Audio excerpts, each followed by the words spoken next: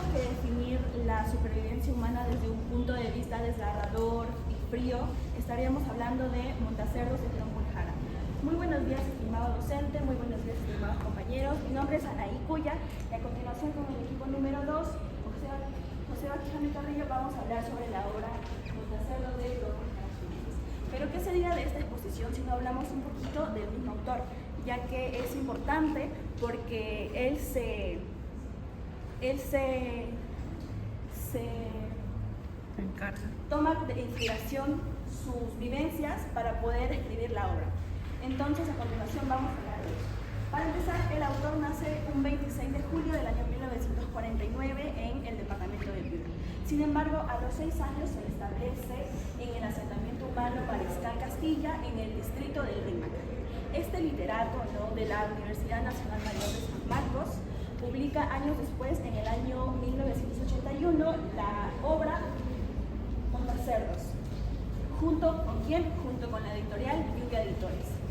Para contar un poquito la historia, esta obra, ¿no?, este cuento, surge como una especie de reto por parte de un integrante de la editorial Lluvia Editores hacia el autor Cromwell Jara, ya que este tenía varios escritos, poesía, relatos, sin embargo no tenía cuentos. Entonces, como un favor por parte de este integrante de Lluvia Editores, le pide a Cromwell que escriba un cuento, y de esto nace Montacerdos. Entonces, esta obra no tiene solo reconocimiento nacional, ya que en el año 2012 nace la editorial chilena, que lleva el mismo nombre de esta obra. Además de este reconocimiento tanto nacional como chileno, también lo lleva a Europa, ya que esta obra también ha sido traducida al idioma italiano. Por otra parte, hablaremos sobre en qué se inspiró el autor para escribir Montacerdos. Para empezar, Cromwell Jara nos dice en varias entrevistas que él no se inspiró necesariamente de algún libro, de algún autor. Además, fundamentalmente esta obra nace de sus experiencias, de su infancia, ¿no?, la que él vive en el asentamiento humano Mariscal Castilla, en el Rímac. Por lo tanto, él tiene este acto de canalizar los sentimientos, ¿no?, los sentimientos que él tiene reprimidos, la nostalgia que tiene por su barrio, la tristeza, y toma esto para poder plasmarlo en la obra, en esta obra llena de realismo, llena de cruda realidad, hablando sobre el tema de las barriadas limeñas, ¿no?, de la urbe limeña. Por otro lado, otra inspiración, por así decirlo, ¿no?, es la oralidad y el lenguaje popular, ya que este autor incorpora el lenguaje, por así decirlo, ¿no?, la oralidad de los personajes, respetando el arte popular, ya que esto le da un tipo de autenticidad a la obra.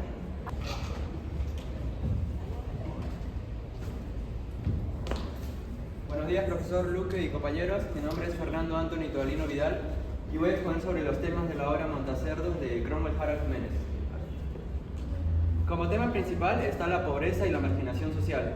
Como temas secundarios son 4. El primero es la discriminación y la exclusión social. El segundo es la lucha por la supervivencia. El tercero es la infancia en condiciones de pobreza.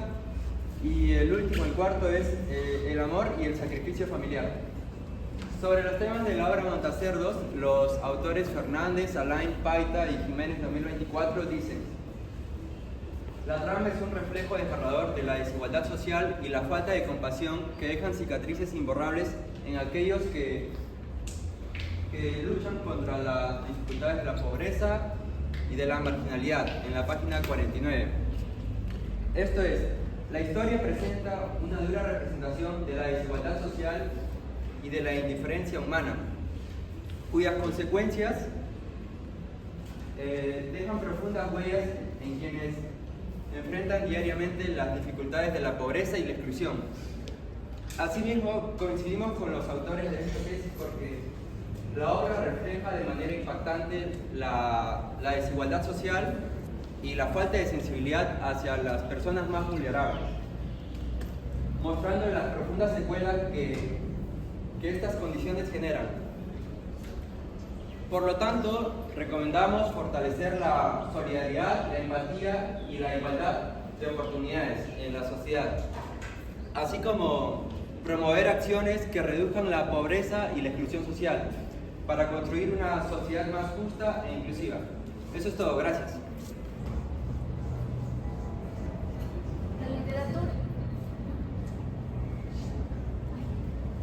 La literatura no solo entretiene, sino nos permite conocer nuevas realidades que muchas veces nosotros ignoramos. Mi nombre es Angelina y hoy voy a hablar sobre los personajes de la obra Montacerdos de Robert Harris.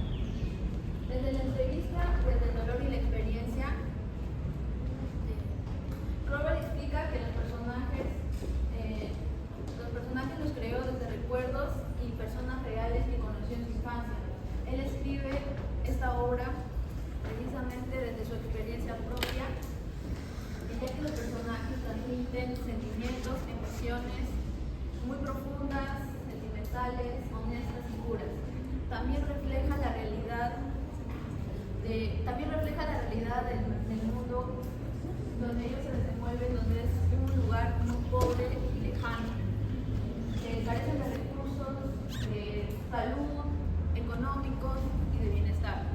Los personajes principales son Yokoko, es el personaje principal, también conocido como Montacerdos. Es un niño que es muy valiente y perseverante, que tiene una llaga en la cabeza que es causada a una picadura de una araña. A pesar de las dificultades y sobre las burlas que él recibe diariamente, a él le gusta montar su cerdo, ya que de esa manera él escapa de la realidad del mundo donde él convive. Él refleja la fuerza, la imaginación y la esperanza de escapar de este mundo. Otro personaje importante es Griselda, que es la madre de Yokoko. Ella lucha constantemente día a día por sacar a sus hijos adelante en medio de la pobreza donde ellos viven. Ella actúa y sus acciones de ella reflejan sufrimiento, sacrificio, ya que ella día a día trabaja para sobrevivir y sacar adelante a sus hijos. También tenemos a la narradora de la obra, que es Maruka, es la hermana de Yokoko. Ella, como es la narradora, ella cuenta todos los hechos desde su perspectiva, que es un poco infantil, sensible, y esto permite que el lector comprenda desde el miedo, el dolor y el sentimiento que tiene hacia su hermano. También tenemos finalmente a Celedonio, que es el cerdo, pero no es solo un animal, sino que también simboliza la esperanza, la imaginación y la libertad que le permite escapar de este mundo.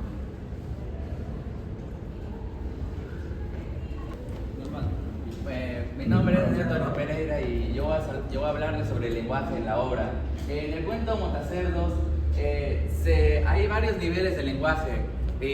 Uno de ellos es el super estándar, el cual se encuentra cuando reflexiona la narradora Maruja. Por ejemplo, en la página 37 del texto dice: casi transparente como las alas de las palomas, casi de pétalos, solo que las alas, los pétalos, brillan a la luz del sol, como los arcoíris.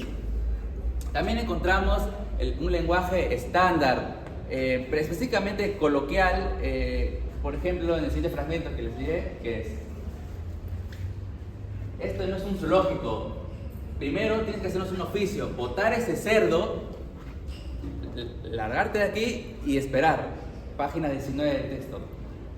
Y por último también se encuentra un lenguaje subestándar. En este caso vulgar, continuación del personaje de Yokoko, que dice: Celedonio, caca, mamá. Celedonio no es fruta. Página 19 del texto.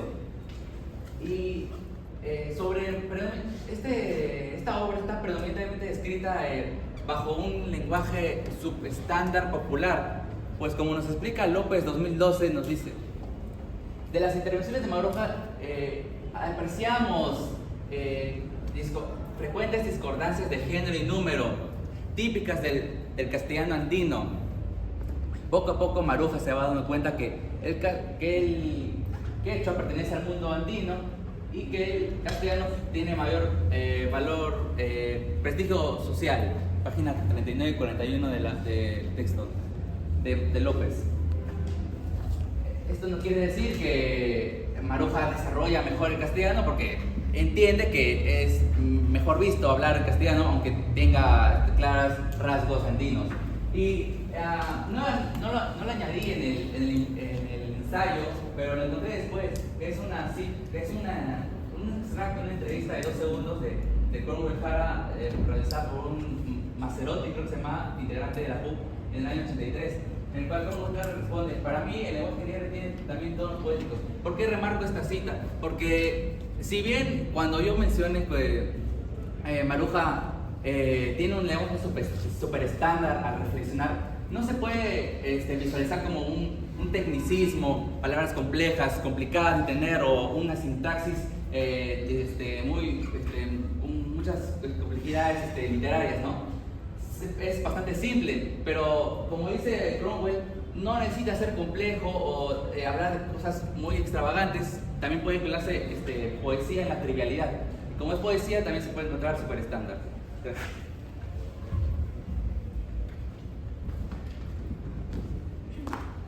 Antes de que Yococo montara con maestría su cerdo en ceremonio y que fuera llamado el inmortal, nunca imaginé que la picadura de araña en su cabeza formaría una llaga capaz de llenar de podredumbre el mundo, es decir, este infierno de desmonte y chozas llamado Montacerdos. Muy buenos días, mi nombre es Raina Guruzanga y yo les voy a resumir la obra de Montacerdos. Las primeras palabras que mencioné es literalmente como inicia la obra, pero en sí comienza con la llegada de una pequeña familia a un asentamiento humano. La familia conformada por 3 personas, por su madre y por sus 2 hijos, la mamá llamada Griselda y sus hijos Yococo y Maruja. Ellos llegan y son recibidos con mucha hostilidad, incluso hasta por los perros quienes muerden a Maruja.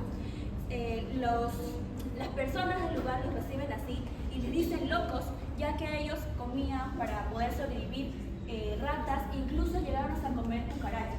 Especialmente a Yococo le tenían cierta antipatía porque él, como mencioné anteriormente, tenía una llaga en la cabeza producto de una picadura de araña, y los vecinos decían que cómo era posible que él podría seguir viviendo así. Es entonces que Yococo es excluido y marginado, y así él termina conociendo a su cerdo, el celedunio. Él pues lo conoce y lo adopta, incluso ya convenció a su madre de no matarlo, ya que su madre quería obviamente cocinarlo porque no tenía nada que comer. Luego es así de que ellos pasan por un momento muy difícil, ya que al ser unas personas que recién llegaban, habían levantado una especie de choza con palos al lado de la casa de uno de los vecinos.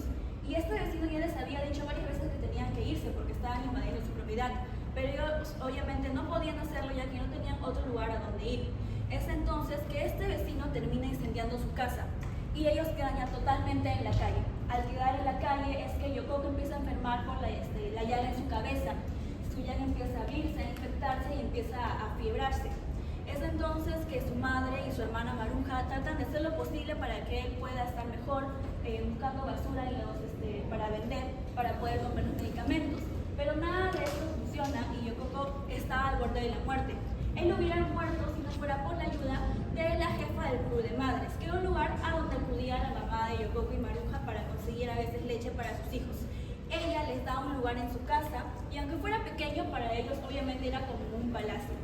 Sin embargo, dentro de la casa de esta señora continúan los abusos por parte de los niños, quienes varias veces le ponían supuestas pruebas a Yococo para mostrar que era inmortal y que no le tenía asco a nada. Y sobre todo por parte del esposo de esta señora, ya que el esposo de la señora, empezó a abusar sexualmente de la madre de Yococo y Maruja, de Griselda, y es así que su madre termina embarazada. Y la señora, al enterarse de eso, empieza a tratarlo mal, ya que se entera mediante chismes. Entonces ellos deciden irse, pero justo el día en que se iban a ir, Yococo es atropellado por los caballos de los alguaciles y y termina falleciendo tras la burla de esos dos niños que le hacían constantes pruebas diciendo que él se iba a levantar. Luego al siguiente día su madre también fallece por un aborto y finalmente Maruja, sola, sin su madre ni su hermano, decide dormir y esperar poder reencontrarse con ellos. Es así que la obra finaliza con la muerte de todos los personajes, pero sobre todo dando un importante mensaje que mi compañera les dirá. Montacerdos de Crowell Jara es una obra donde se presenta la pobreza extrema, la desigualdad social y la violencia, que son características de la sociedad más vulnerable de nuestro Perú.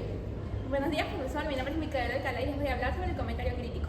Para empezar, me gustaría citar a Nelson Mandela y su frase en la que nos dice: superar la pobreza no es un acto de caridad, sino de justicia. Y con esta frase en cuenta podemos empezar a hilar los hechos que suceden en esta obra.